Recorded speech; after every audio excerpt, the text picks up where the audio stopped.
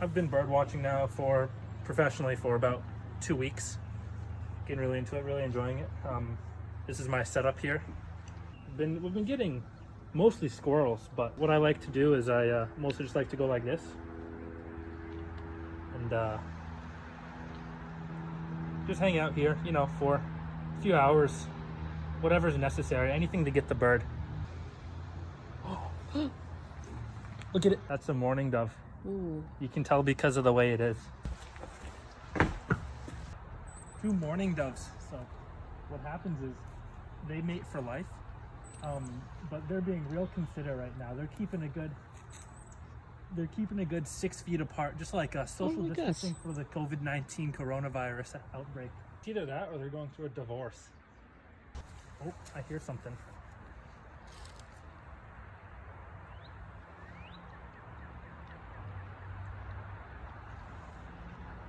Oh no, it was just a car.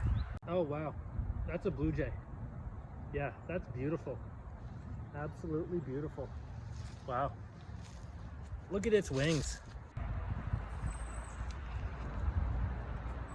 That's a house wren right there. You can tell, you can see the house, and then I think that's a wren. That's a house wren.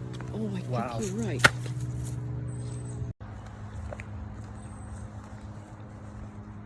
It's super important to have the right attire when you're out here. You never know what nature's gonna throw at you. That's why you gotta have these cargo pants. They're cutoffs as well in case drop of a pin just gets real hot. So you always gotta be able to remove them. I believe this is Cambodia. And then you're off.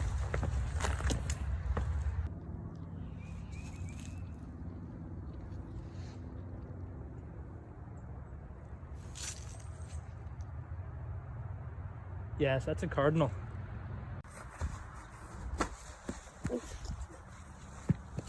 Mom, I cut myself. Oh, jeez. Oh, jeez. Need a Band-Aid. You need a Band-Aid. Oh, it stings. I don't think I want to go out anymore. It's scary out there. Can I watch from inside? Sure. There's nothing out there. Maybe it's time for them to go to sleep. I don't know. I don't want them to sleep. Everybody needs to sleep. Sometimes I stay up really late though. I like to sneak downstairs and eat candy at 9 at night. Don't tell Dad. I won't. Are you brushing your teeth? Huh.